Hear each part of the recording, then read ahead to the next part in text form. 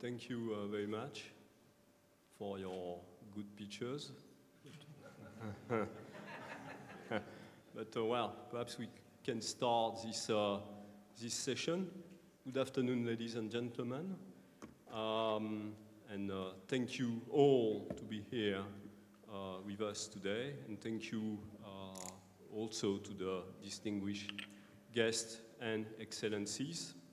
And many thanks also to the Doha Forum for hosting this panel on an important question for Africa and West Africa today, the militarization of the Sahel.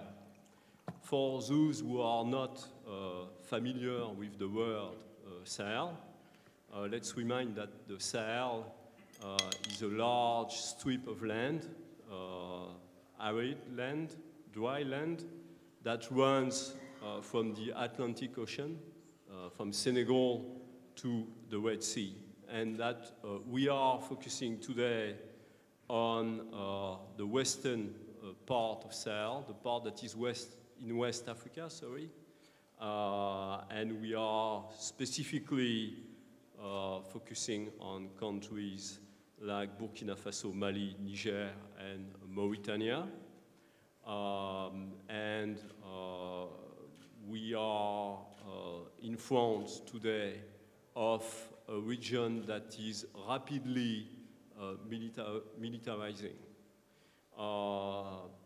We all know that over the past 6 years, foreign troops piled up in that region of the world, trying to tackle so-called terrorist groups. And that today we have around 17,000 foreign soldiers acting mainly in Mali, Burkina, and Niger, and mainly coming from France, United States, and from the 56 countries of the UN Mali Stabilization Mission, the MINUSMA.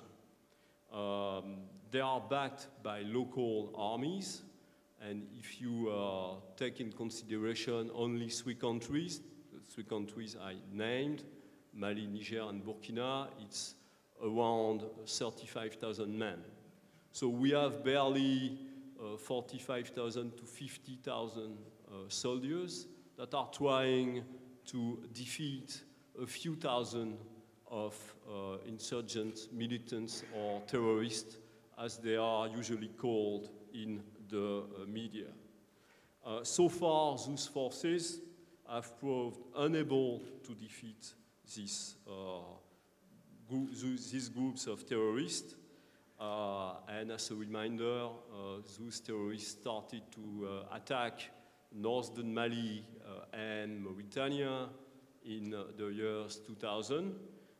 They are now still acting in northern Mali, but they are also acting in central Mali, in Niger, and in northern and eastern Burkina Faso.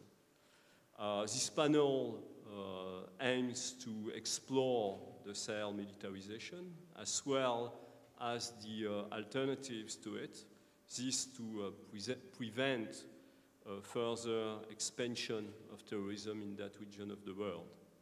And to discuss those issues with us today, 5 great panelists.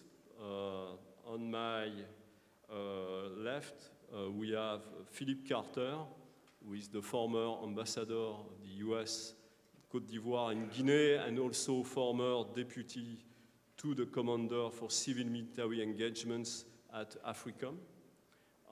We have His Excellency Yero Boli, who is the former Burkinabe Minister of Defense, and also former Burkinabe ambassador to Libya and Morocco. We have with us our colleague Anna Armstrong, who is currently working on northern Niger, but who spent a lot of years in Algeria, a key country in the Sahel. We have His Excellency Moussa Mara, former Prime Minister of Mali, and at the very left, we have Dr. Monica Djouma, who is Kenyan Foreign Minister, and who will join us at the end of this session to extend the debate on the Horn of Africa. Let me start with one very quick question for the panel. What is the situation today, and how could you qualify in a few words the situation in the Sahel today? Is it improving? Is it deteriorating? Is it stabilizing? Perhaps we can start with His Excellency Moussa Mara, who is former Prime Minister of a country, Mali, that is at the center of the current, let's call them, problems of the Central Sahel. Mr. Mara. Merci bien. Je vais m'exprimer en français, donc pour ceux qui ne comprennent pas le français, peut-être pour les laisser le temps d'installer les écouteurs. Je voulais d'abord, dans un premier temps, insister sur un fait, comme vous l'avez dit tout à l'heure, la zone du Sahel est aujourd'hui constellée de troupes militaires nationales, mais aussi de troupes militaires étrangères. Nous avons presque 20 000 acteurs étrangers sur la zone sahélienne, principalement le Mali, mais aussi le Niger et le Tchad pour l'opération Barkhane, qui est l'opération de l'armée française. Et malgré cette militarisation importante de cette zone, nous constatons toujours le maintien d'un certain niveau de terrorisme et d'actions violentes initiées par des groupes terroristes au Mali, au Burkina, au Niger et dans la zone du lac Tchad, dans une certaine mesure.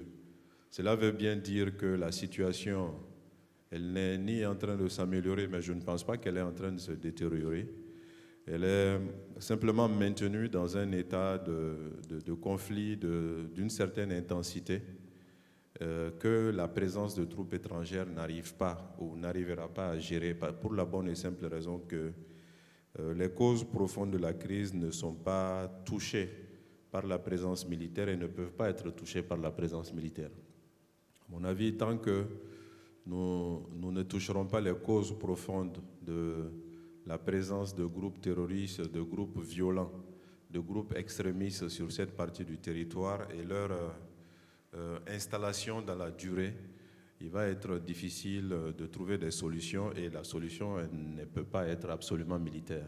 La solution elle est militaire à court terme, mais elle est beaucoup plus d'ordre de fonctionnement des États, de présence des États, mais aussi de capacité des États à répondre aux attentes des populations, les attentes en termes de justice, d'équité, mais aussi les attentes en termes de fourniture de services de base, électricité, énergie, éducation, santé, voire emploi et revenus.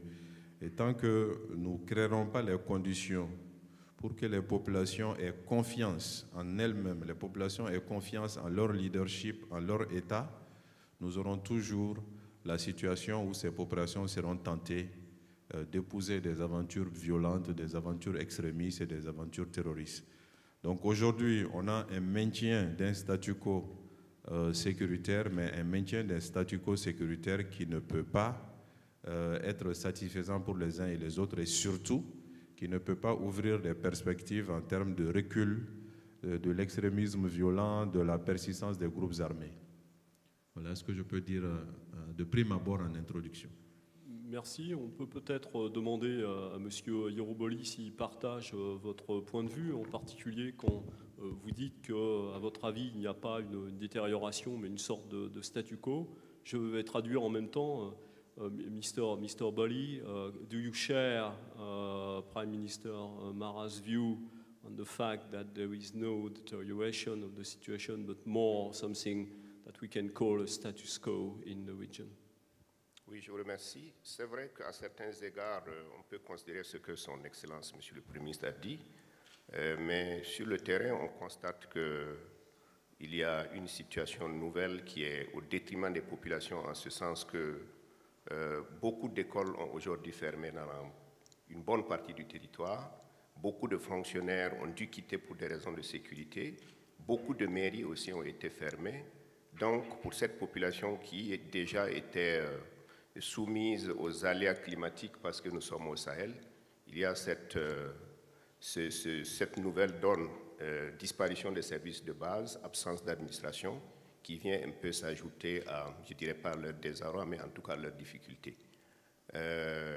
On constate aussi que peut-être sur le plan militaire, l'ennemi d'en face, en l'occurrence les terroristes, semble gagner du terrain parce que lorsque l'on fait le bilan depuis 1 an, on constate qu'ils ont commencé à occuper de nouvelles zones à tel point que la population commence à ressentir beaucoup de difficultés parce qu'elle ne sait pas très bien à quel sens se vouer. Il ne reste pas moins qu'on observe en certains endroits qu'elle leur fait des appels du pied en leur permettant de faire ce qui était naguère interdit par l'État, par exemple l'occupation anarchique des terroirs, notamment les zones de chasse qui étaient protégées, ou bien les zones pastorales qui étaient également protégées, ou en tout cas tout ce que l'État avait interdit, eux le permettent pour avoir l'adhésion des populations. Mais de façon générale, je dois dire que si on est en situation de guerre et que l'ennemi a gagné un peu de terrain, la situation reste assez préoccupante en dépit des efforts et puis de l'effectif nombreux, l'effectif impressionnant des militaires dans cette zone. Le résultat reste quelque part mitigé. Merci beaucoup. Perhaps the next question to Ambassador Philip Carter. How do you see the situation, or more precisely, how do you think your country, the US, see this situation? Is it a situation that worries a lot the US security or diplomatic apparatus, or finally is it a situation of statu quo that is manageable still? Well, I can't speak for the U.S. government, but from my personal perspective, I think the situation is deteriorating. I think, listening to what His Excellency Mara and His Excellency Bollier have indicated, that talking about the sustenance of a status quo is, in my opinion, the same thing as deterioration. The ability of government to project itself into its own national boundaries, to provide social services, to reinforce social cohesion, to protect civilians in those regions is not evident. It's still a struggle. In fact, what we've seen is an expansion of some of the challenges across the borders into Burkina Faso in areas that were heretofore had not been touched by terrorism or insurgencies. The situation in Mali has moved outside of where it has been in the north. Now we see challenges in the regions of Mopti and Gao. Niger is, constantly coming to contend with insurgencies and terrorist activities. And the other issue is that we're seeing this morph into a broader different types of conflict between pastoralists and herders, between different ethnic groups. And so there's this whole connection that's there. In addition to that, we're seeing these groups are indigenous in character, whereas before they weren't. And that's an increasing challenge. The ability of these governments to address this issue is obviously evident to them. The G5 initiative has been present. The European Union and others have provided recently tremendous resources to address that challenge. But I think those resources being brought to bear recognizes that the situation is deteriorating. And the capacity of these governments needs to be reinforced. The resources need to be there. But the true solution is, how does one look at the drivers of this conflict? How does one, while security may be a necessary response, it is insufficient to bring stabilization and an enduring peace to the region. From the United States perspective, I think they look at it as an area of concern, and will continue to engage as best they can with the resources available. A word perhaps from you, Anna. You were in northern Niger, in Agadez and around Agadez a few days ago. How is the situation perceived up there in Niger? What the people? What is the mood of the people about the situation of their country, the region, their region, or more globally the Sahel?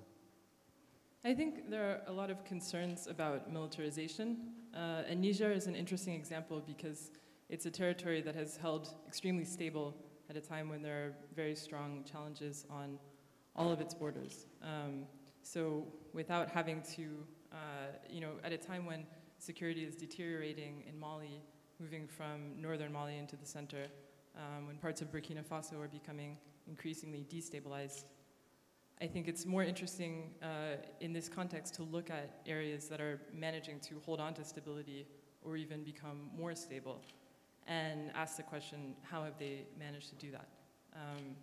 So Niger in particular has really effectively implemented decentralization policies, and I think that has a lot to do with the present stability. Many border area actors and ethnicities feel like they have a lot at stake in questions of national security. So instead of feeling marginalized, even though they feel preyed upon at times, there's an interest in sort of maintaining national unity and approaching issues of security with a very dialogue-oriented approach as opposed to militarism. Sometimes there's resistance from other actors about dialogue. So I think in this debate about rising militarism, it's important to think about the grassroots desire to really focus on dialogue and promote dialogue at a time when sometimes the context is increasingly hostile to that option. Okay, thank you. Perhaps we can jump very quickly in the real big point of this session. It's apparently everybody agrees to say that militarization has at least a limit, and that it doesn't really sort out the situation. Even if the situation is not deteriorating, you have a status quo today that is not manageable, I think, for a very long time or for the next 20 or 30 years. So what are finally the alternative to this militarization, and how it could be rebalanced with something else, and what is this something else? Perhaps Prime Minister Mara, you want to say a few words on that, because apparently you have good ideas about that.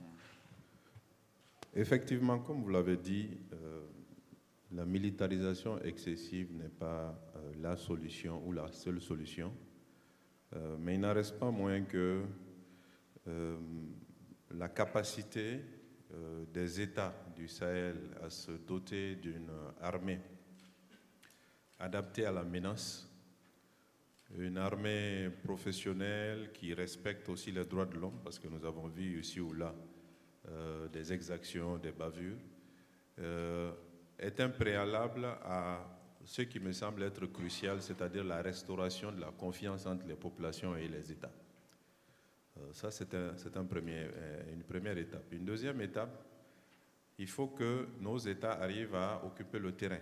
Comme le ministre Boli l'a dit tout à l'heure, tant que l'administration n'est pas présente quelque part, tant que la justice ne fonctionne pas, tant que les services, éducation, eau, santé et autres ne fonctionnent pas, ben, il y aura toujours la perspective que les populations aillent dans les mains de ceux qui sont malfaisants.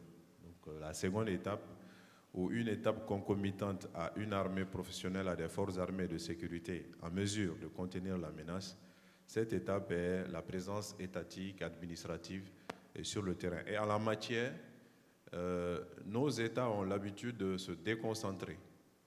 Mais ce qui serait beaucoup plus efficace, ce sont des administrations décentralisées, c'est-à-dire les collectivités locales. On a remarqué au Mali, par exemple, qu'au moment de l'occupation, les services administratifs déconcentrés ont quitté, mais les maires sont restés. Parce que les maires sont ressortissants des zones.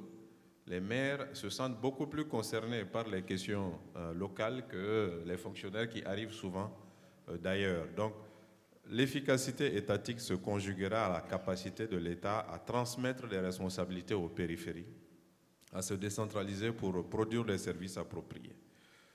La troisième étape est que nos États soient animés, que ce soit au niveau central ou en périphérie, de l'esprit de servir les populations. Ce n'est pas le cas, il faut vraiment se le dire, ce n'est pas le cas. Et tant que nos États n'ont pas cet état d'esprit, ne sont pas animés par cette volonté de servir les populations, vous aurez toujours un biais, un fossé entre les populations et ceux qui les représentent. Maintenant, pour arriver à cela, et je pense que c'est important, l'assistance, aussi bien extérieure que des pays voisins, doit présenter un aspect multiforme. On ne doit pas seulement se focaliser sur le sécuritaire, mais on doit se focaliser sur la reconstruction ou la construction étatique et sur le renforcement des capacités des États à proposer des alternatives économiques aux populations. Et là, ça c'est peut-être le dernier élément sur lequel il faut insister. Les populations, dont certaines se retrouvent dans l'aventure terroriste, ne vont pas dans ce sens par radicalisme ou par esprit religieux en majorité, mais simplement pour trouver de quoi vivre. Il y a eu plusieurs enquêtes sur les jeunes qui ont épousé les thèses extrémistes au Mali et qui ont été faits prisonniers à la suite des confrontations. Et la majorité de ces jeunes ont indiqué très clairement que leur appartenance à tel groupe, ACMI, Moujouao ou autre, c'était pour être payé par mois et c'était pour chercher du boulot. Donc cette question économique, cette question des revenus, cette question des populations à pouvoir se prendre en charge est aussi une question importante qu'il faudrait ajouter à la reconstruction étatique, au changement de mentalité de nos États et de nos administrations dans leur commerce avec les populations pour servir de complément à l'engagement sécuritaire. C'est un vaste programme, mais cela reste absolument indispensable. Le sécuritaire seulement n'arrivera qu'à différer un peu la menace, mais ne la traitera pas. Thank you, merci beaucoup. Monsieur le ministre Boly, vous avez travaillé un moment dans un gouvernement et sous la présidence d'un homme, Blaise Compaoré, qui promotionnait le dialogue, y compris avec des groupes qu'on peut qualifier aujourd'hui de terroristes. Est-ce que vous pensez que c'est une méthode qui peut toujours être efficace aujourd'hui, ou au contraire, le temps ayant changé, cette méthode maintenant n'est plus possible? Mais moi, je pense que dans une situation comme celle que nous vivons, toutes les pistes doivent être explorées. Peut-être à certaines conditions, mais étant entendu que le tout militaire montre tous les jours ses limites, il va falloir ouvrir et chercher à parler.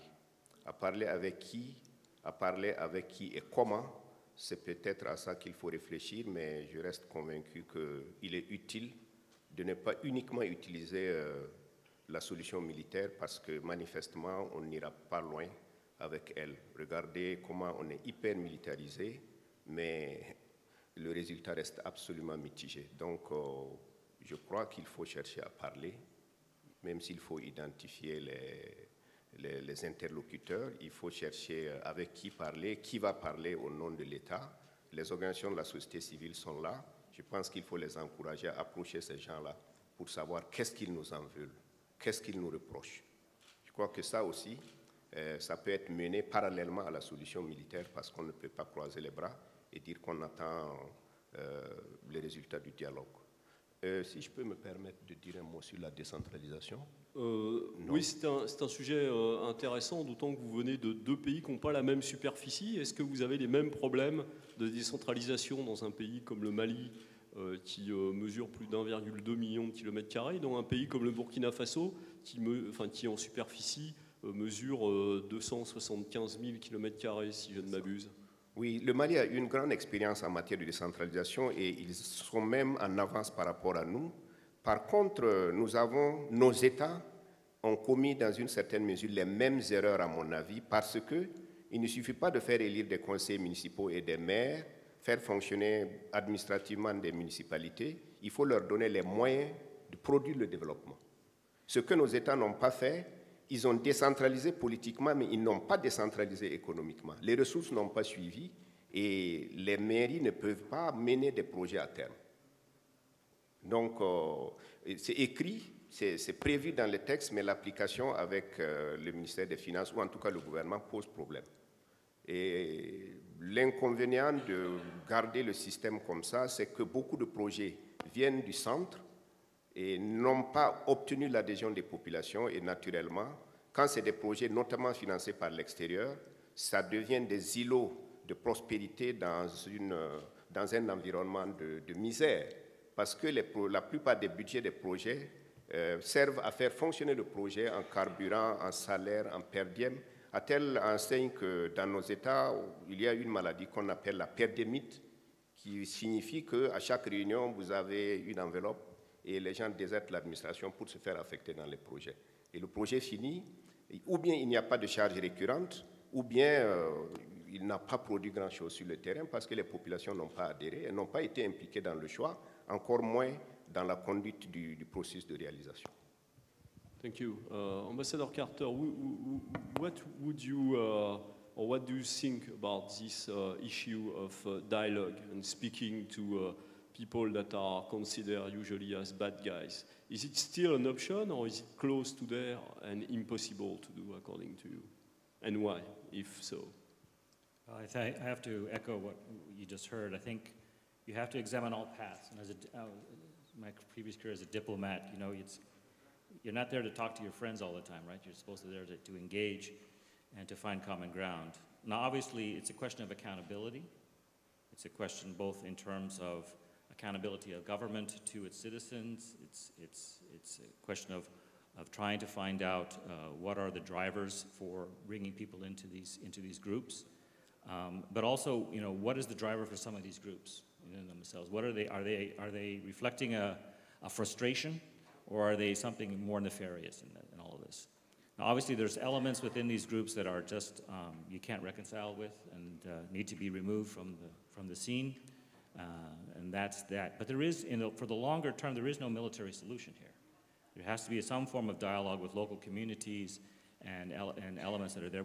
As we've heard before, that most of the young people doing it, joining these groups, are not doing it for ideological reasons or for sectarian reasons. They're doing it for opportunity, for economic opportunity, for a sense of place, because they're disaffected, they're disassociated from their own government. So that has to be engaged. There is a solution through dialogue, but only through dialogue are you going to find where there may be more sustainable opportunities to explore. But you have to engage some way, some form, some fashion. Prime Minister Mara, what do you think about this issue of dialogue in your country? Do you think it's something that has been pushed, or is it something that has been refused just because the state has to be strong and to fight its enemies until the end?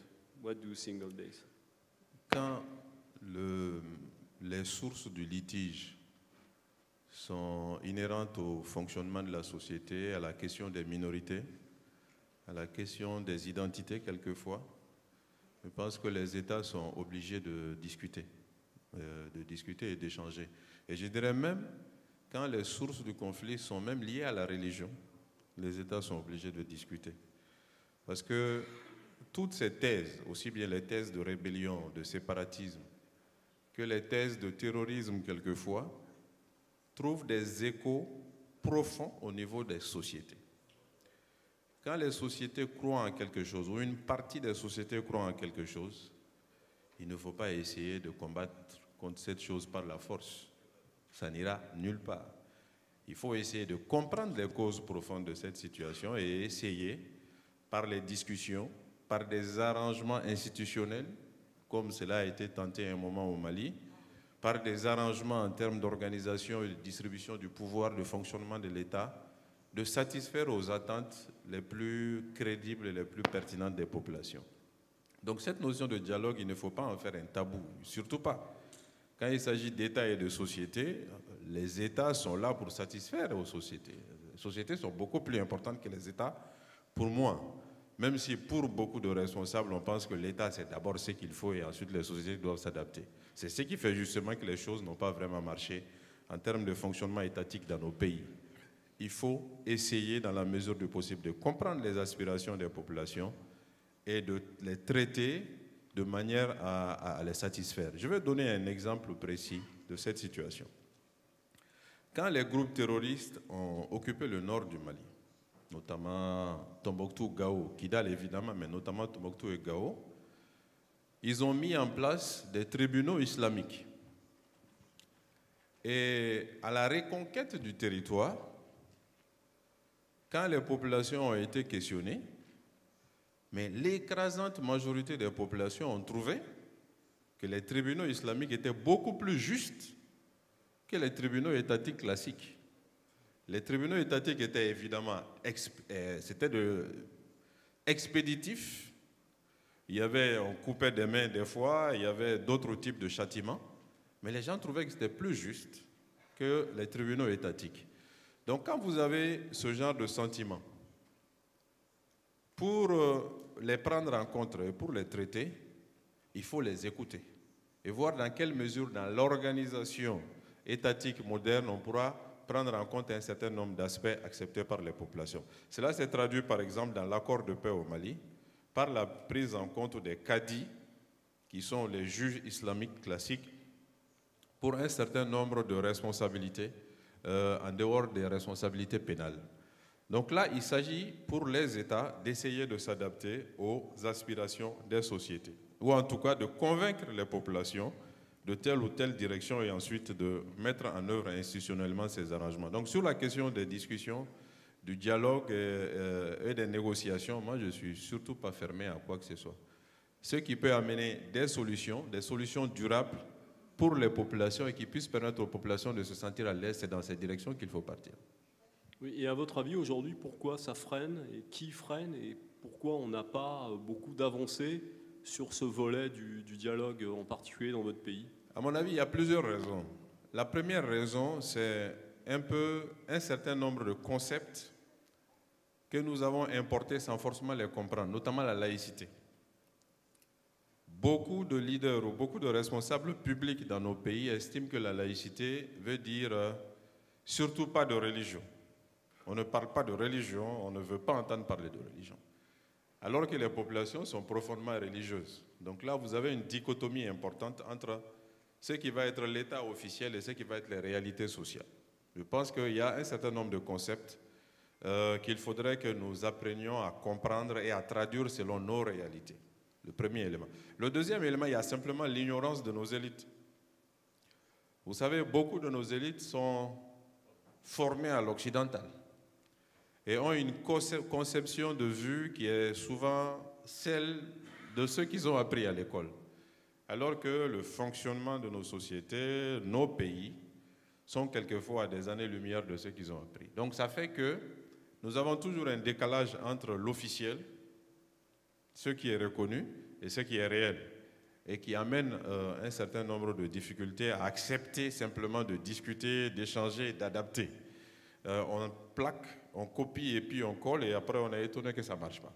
Donc pour moi, c'est essentiellement ces deux éléments, des concepts occidentaux ou des concepts internationaux qu'on a du mal à comprendre et à adapter, et ensuite nos propres logiciels en tant qu'élite qui nous empêchent de concevoir un certain nombre de changements et d'ouvertures. Et résultat, on a des États qui ne sont pas tout à fait conformes aux attentes des citoyens et qui ne correspondent pas à nos réalités.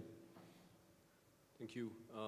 One other alternative that is today presented, especially by France, to the militarization, is development. What is strange in this story is that the Sahel region and Mali, Niger, Burkina received a lot of money for development between, let's say, 75 and today. So why development should be a solution to the current situation, and what the countries that give development or that implement development have to change in the way they are doing it to have an effective development in the region that could be an alternative to militarization. Ambassador Carter, do you want to start to answer to this question? I just want to ask the organization, I don't have a watch, and I give my telephone to somebody. So do we have time? Well, before opening the floor, we have what? 10 minutes? 5? Okay. Well, 7 minutes, thank you. So very quickly, Ambassador Carter, can you answer to that question about development? Well, development is necessary. I think in terms of situations there, I think lessons can be learned from the past mistakes. But I also think that development needs to be driven by local concerns, local interests. What you see many times is development agencies, they're putting forward an agenda that's constructed in Washington, Paris, Brussels, wherever.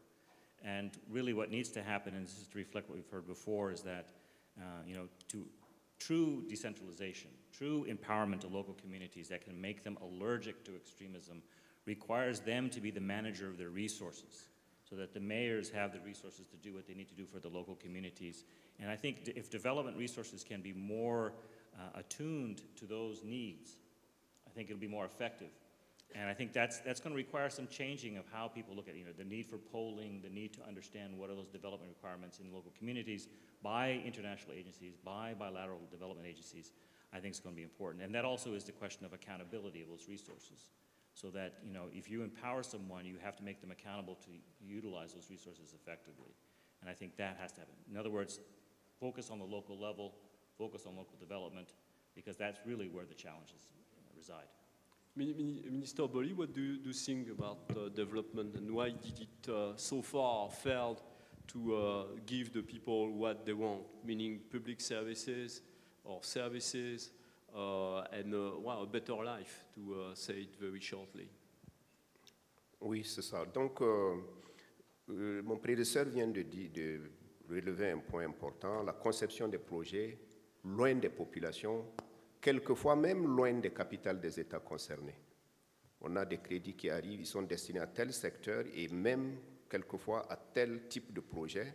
Et il y a des assistants qui sont affectés pour venir gérer le projet avec des fonctionnaires locaux, avec beaucoup d'avantages, comme je l'indiquais lorsque j'ai pris la parole ici pour la première fois. Et les populations sont spectatrices de ce qu'on leur amène. Elles n'ont pas adhéré, elles n'ont pas été consultées. Quelquefois même, il y a des réalisations qui tombent en désuétude après. Elles ne sont pas fréquentées parce que ça n'intéresse personne. Par conséquent, pour remédier à cette situation, il faut une décentralisation réelle. Il faut que les moyens soient affectés au gouvernement qui les délègue aux collectivités locales. Je ne sous-estime pas l'insuffisance des ressources humaines compétentes au niveau des collectivités, mais l'État dispose de suffisamment de cadres pour les encadrer et faire aboutir les différents projets qui pourraient être conçus avec leur participation. Bien entendu, je ne voudrais pas passer sous silence un point important de nos problèmes en milieu rural, c'est la question de la justice. La justice dans nos États paraît très lointaine des populations. Elles la perçoivent comme un élément extérieur parce qu'elles appliquent des règles qui leur sont étrangères et elles n'y vont que lorsqu'elles n'ont pas le choix.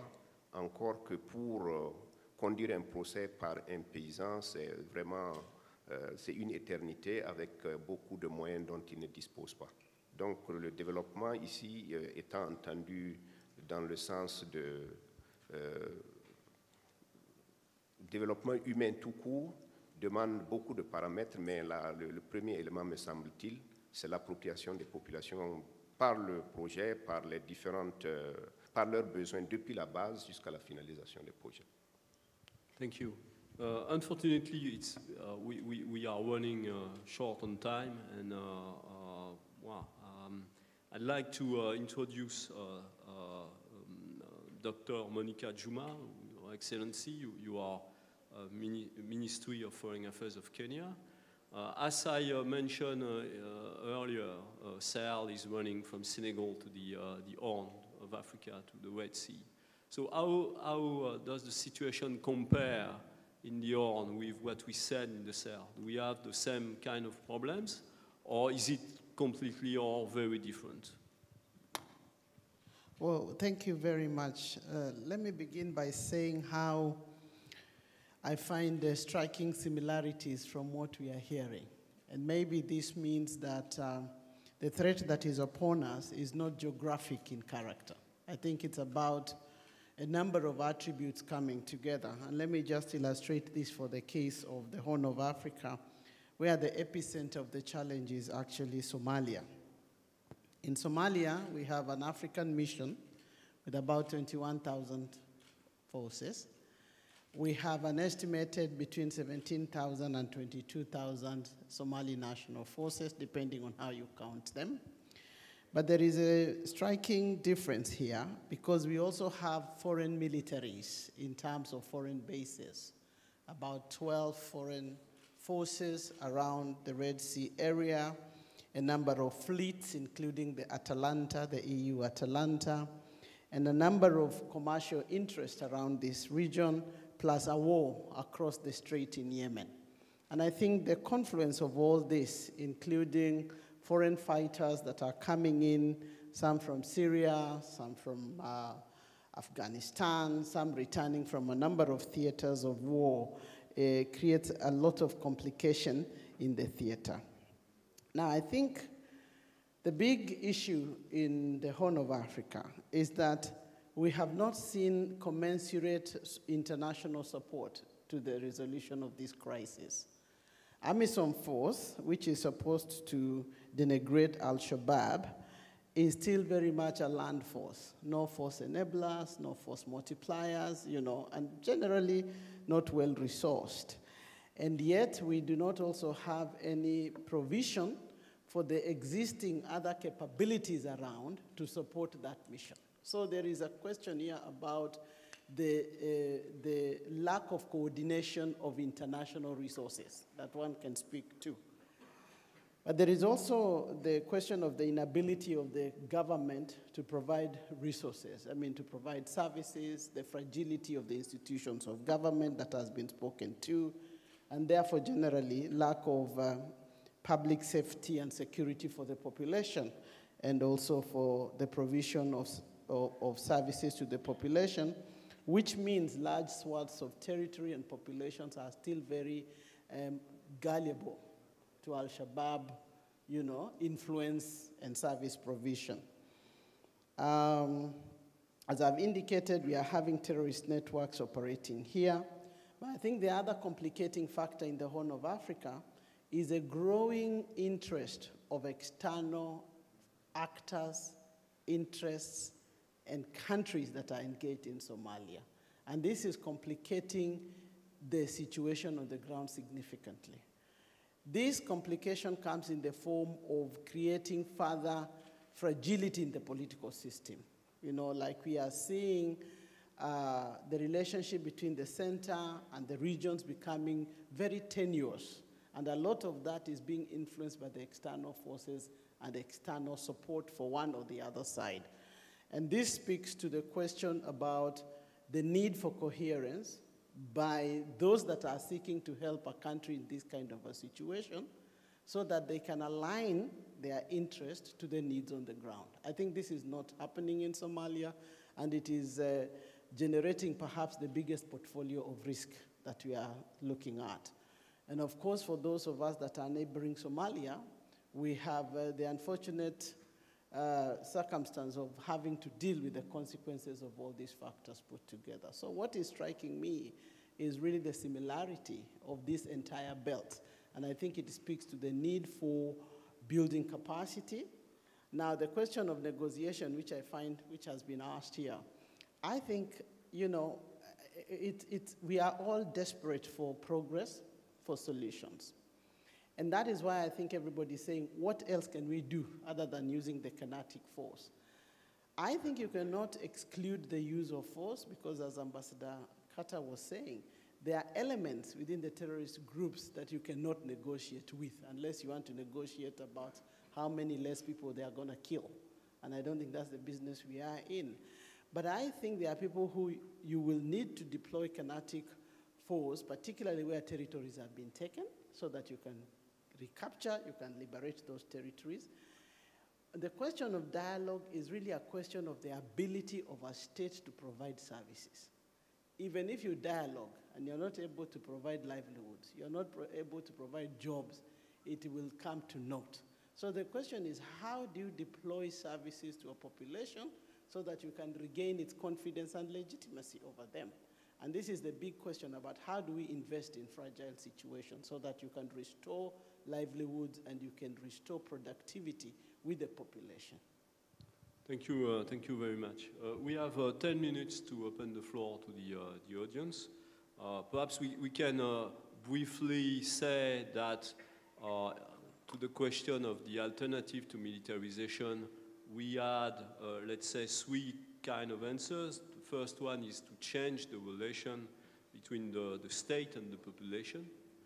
The second one is to perhaps have the courage to engage in dialogue even with bad people.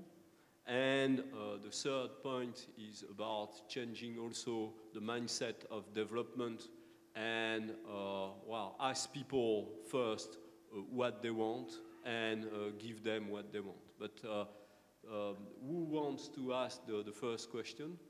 Well, this gentleman in white, yes? Someone has the microphone. Okay, so the one person with the microphone, please. Yeah. Thank you all for such a wonderful presentation. I'm really concerned in the sense, as you've pointed out, that there is no military solution to the crisis that we have on our hand. In the sense that all these crises have some traditional causes or something that started locally before it has transmogrified into this militancy and that sort of thing. Now, what I find lacking, not lacking, but I'm wondering about is, what is the real or true interest? We cannot fold our hands, but it looks like there is a new scramble for Africa. Looking at the Sahel in particular in terms of geostrategic resources, and I want to point out that Ghana is, I'm from Ghana. Ghana is not threatened immediately by any Salafist militancy, but the US are forcing to have a military presence in Ghana.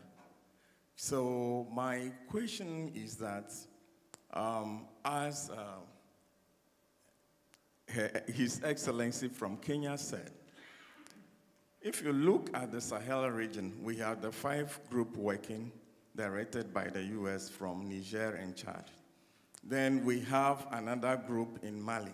And the question MINUSA is saying now is that there is no peace to keep because of the various interests that are coming up. Now, what we are not thinking about is that military solution essentially sends Africa backwards. The threat to human rights. We have fragile states, and these states are comfortable once foreign militaries maintain them, whether they are performing or not. But we have the high side of Hessein Habre. When it started as the Cold War ideological warfare, we saw where it ended.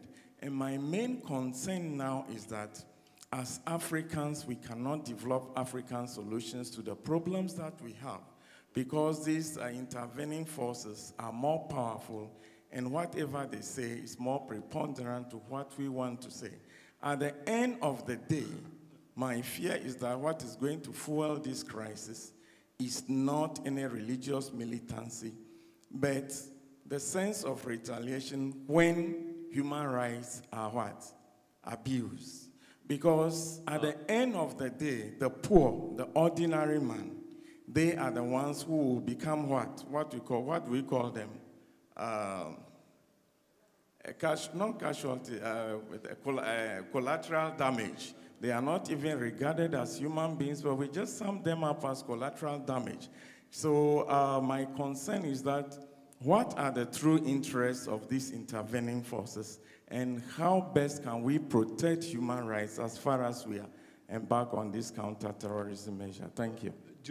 Who wants to answer very shortly to this question? I said very shortly because you partly, sir, answer to your own question. So who wants to answer to it? Perhaps Anna, who is American but have an interest in France and Algeria. Perhaps you are well placed to answer to that one. I think the Algerian example is very interesting to look at. The Algerians moved from a phase of strong eradicationism and militancy and how they responded to their Islamist radical insurgency. And, you know, they were really free from this element of external actors playing a very strong role in their internal domestic dynamics. And sort of on their own, they switched from a phase of eradicationism into a phase of dialogue and amnesty. And with that, they were able to really sort of conclude their war and put an end to it and move on and allow society to transform in the ways that it wanted to transform. In the Sahel, I think we don't have that degree of freedom from external intervention and pressures. And I think it does complicate the dialogue potential. The other thing I'll say about external actors, I think counterintuitively, sometimes having more presence gives states a little bit more power because they can sort of balance actors off of one another. So we hear, for instance, in the Sahel, the French are very present and the Americans are very present, but they don't have the same goals and they don't really cooperate with one another. So I think in some ways, it may offer more potential to Sahel states if they're well organized to sort of balance these powers off of one another or at least be in a stronger bargaining position. Okay, thank you, Anna. Perhaps a very short question from you, sir, with the blue blazer. Yes. Thank you. I'm John Balut, Ambassador of the Republic of Liberia here. All of you have spoken so well about your experience, your analysis, and all of the factors about the crisis we're faced with in the region. My point is, how can we prevent these emerging problems from becoming a full-blown crisis? I mean, because in all of that, we have thousands and thousands of people dead. Infrastructure, economies, government, broken down, failed state, and then we try to rebuild it. And then the damage is already done, and it's so difficult to undo. From where you stand, considering the strong influence the French have on Africa, the British, the Americans, United Nations, what can be done? What can you recommend? What can you say based on your own experience, having firsthand dealings with such crises? What can we do as an international community to, once a conflict started, conflict is inevitable, we know it will start. Once a conflict has started, what can the international community do to stop it where it starts, force people to dialogue, and move on? Okay, thank you. Perhaps we can take a second question, and then I don't know because officially the time is over, but perhaps the organization will let us for 10, 15 more minutes. So the gentleman with the white agbada. 1 minute. Speak. Merci. Je vais juste parler en français. C'est Dr Mamadou Sall, l'ambassadeur du Sénégal. Je voudrais d'abord remercier l'ensemble des panélistes ici et rendre un hommage particulier à Monsieur le Premier ministre Moussa Mara. On sait qu'à des moments difficiles du Mali, vous êtes allé au contact, là où il n'y avait pas l'État, là où les gens avaient peur d'aller rencontrer les rebelles. On vous a vu en tenue de combat, aller justement au contact de ces populations-là. Vous êtes un héros pour moi, personnellement. Deuxièmement, je crois que concernant ce thème, le diagnostic a été fait. Il y a 3 causes. Tout le monde dit maintenant il faut dialoguer, ça c'est un. Il faut plus d'État, parce qu'il n'y a pas d'État. Et troisièmement, il faut plus d'investissement. Mais ne pensez-vous pas, c'est mon point de vue personnel, qu'aujourd'hui la menace a changé de nature. C'est-à-dire que nous sommes dans le cadre d'une guerre qui n'est pas classique. Dans le cadre d'une guerre classique. Aujourd'hui, parce que tout simplement les terroristes dont on parle sont mélangés à la population. Ils sont entrés dans nos maisons, ils sont entrés dans nos écoles, ils arrivent à pactiser avec la population. Je donne un exemple. Vous êtes dans un village, vous voyez par exemple votre voisin ou le fils de votre voisin qui travaille et vous ne savez même pas que celui-là fait partie des groupes. Donc la menace ayant changé de nature, je pense que le conflit, la solution militaire aujourd'hui n'est pas la bonne solution. Ça c'est un. Si la solution militaire était bonne, aujourd'hui on parle, je crois que vous avez lu le rapport qui est sorti la semaine dernière, qui parle d'inflation militaire. Ça veut dire qu'il y a à peu près 20 000 soldats sur le terrain et ces soldats n'arrivent pas à juguler justement la menace parce qu'elle a changé de nature. Deuxièmement, est-ce qu'il ne faudrait pas, dans un second temps, changer la mission qui est attribuée aux soldats qui sont sur le terrain? Parce que j'ai l'impression que ces soldats sont là plutôt pour se défendre ou pour service d'interposition. Ils ne sont pas là pour effectivement combattre la menace. Et troisièmement, on parle du G5 Sahel. Le G5 Sahel s'oriente vers une mission militaire. Et on l'a dit ici, la mission militaire ne règle pas le problème. Donc, mon point de vue est que les États doivent négocier, parce qu'on arrive à identifier, que ce soit le Moujao, que ce soit ACMI, que ce soit autre, on arrive à identifier les responsables. Il faut que les États concernés prennent les responsabilités, effectivement, de mener la négociation, comme l'a dit M. le Premier ministre, parce que l'État est là pour ça, avec ces gens qui menacent aujourd'hui la vie de tout le Sahel. Parce que le verrou dont on parle, que ce soit le Mali, ça va sauter, le Sénégal est menacé, la Côte d'Ivoire est menacée, d'autres pays sont menacés. Donc il faut négocier, ça c'est un. Deuxièmement, assurer la décentralisation. Et troisièmement, faire ce qu'on appelle un peu ce qu'on a fait au Sénégal. L'acte 3 de la décentralisation, concernant les projets dont vous parliez, monsieur le ministre, tout à l'heure. Ces projets-là ont été confiés à un organisme des Nations Unies. Et c'est cet organisme-là aujourd'hui qui est sur le terrain parce que tout simplement, l'action administrative sur le terrain n'était pas efficace. Comme vous l'avez dit, les salaires, le carburant, les perdiums arrivaient à absorber l'ensemble du budget d'investissement.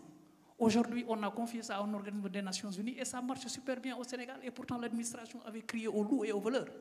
Donc je crois qu'il y a des moyens efficaces qu'il faut aujourd'hui déployer au-delà de la décentralisation pour pouvoir effectivement assurer le développement et voir ces populations déshéritées, ces populations qui aujourd'hui cherchent à manger, essayer de les mettre au travail. Ça fait partie de l'une des solutions. Merci. I think we should close with those two questions, unless we have the authorization to carry on, but this I'm not sure. 5 minutes. I think 5 minutes is barely enough to answer those two questions. Perhaps Prime Minister Amara, you could start to answer to your Senegalese neighbor and friend who asked a very, very good question. And Ambassador Carter and Dr.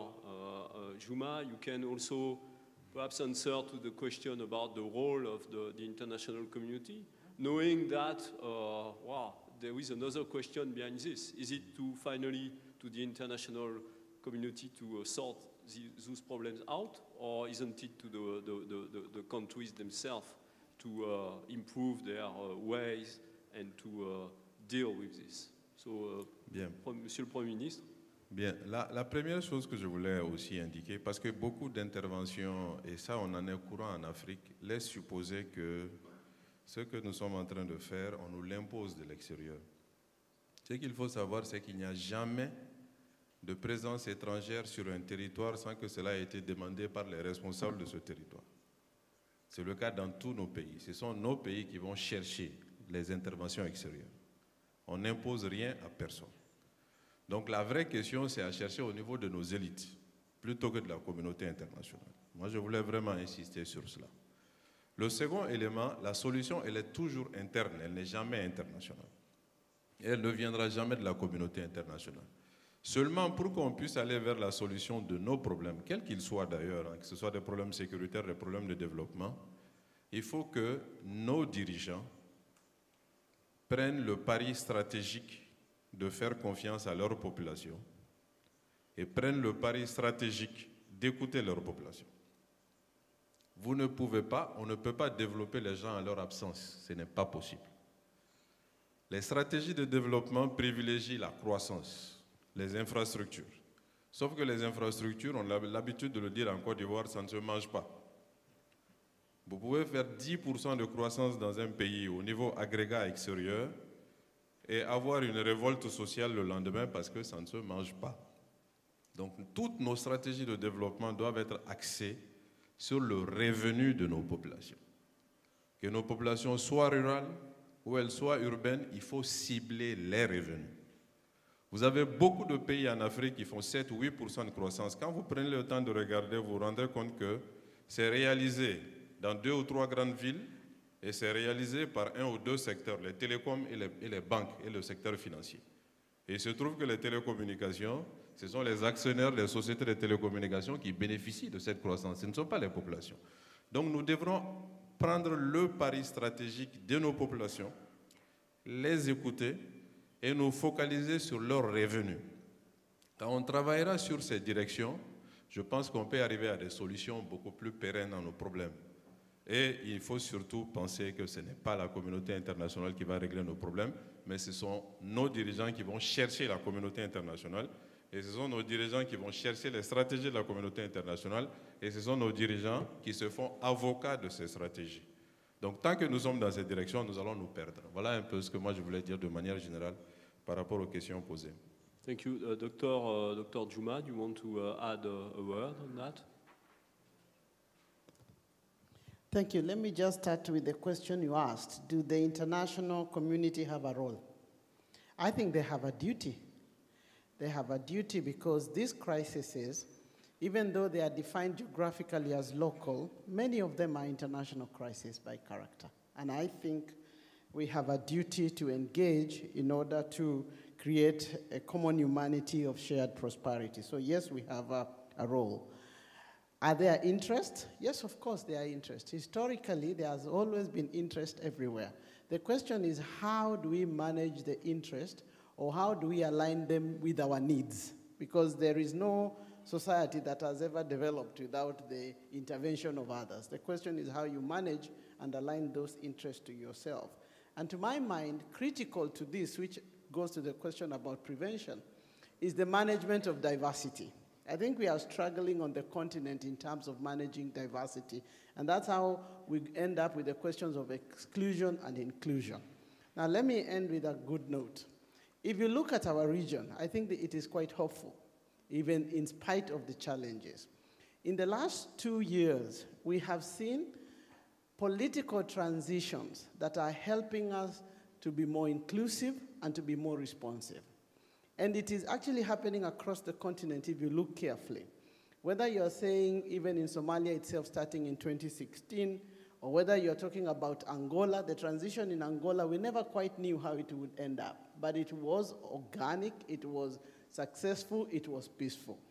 The transition in South Africa, it was quite delicate, but it ended up being a positive and peaceful transition. Our own experience last year as Kenya in an election that could have gone either way. We go through it, it's frustrating, it is difficult, but we end up actually with a positive transition that is inclusive, that is peaceful. But you can also talk about Ethiopia. Ethiopia, when they start with their political transition earlier this year, we are all biting our nails and we are not quite sure how it is going to go. But there is a lot of negotiation, there's a lot of discussion, there's a lot of dialogue, and they emerge there with a positive trajectory. It ends up with a rapprochement with Eritrea, and this rapprochement with Eritrea begins to change the dynamics in the Horn of Africa, including the relationship between Eritrea and Somalia. So there is a positive trajectory, and the issue is to continue engaging, to continue dialoguing in a way to create a common future, and a common future in a peaceful manner. So I don't think it's all lost. I think the question is to go back to dialoguing. Of course, we have to isolate who we dialogue with. I don't think you can dialogue with everybody, Chair. You know, the reality on the ground would not allow you to do that, but it is important that we engage. It is important that devolution and listening to people and allocating resources so that people can realize their dreams and aspirations is very, very important. I thank you. Thank you. I'm looking at the watch a colleague gave me. Thank you. And we are 10 minutes over the allotted time. So I think it's time to close this very, very nice panel. I will thank everyone on the panel, and I will invite you to give a good range of applause to encourage those very fine people. Thank you very much.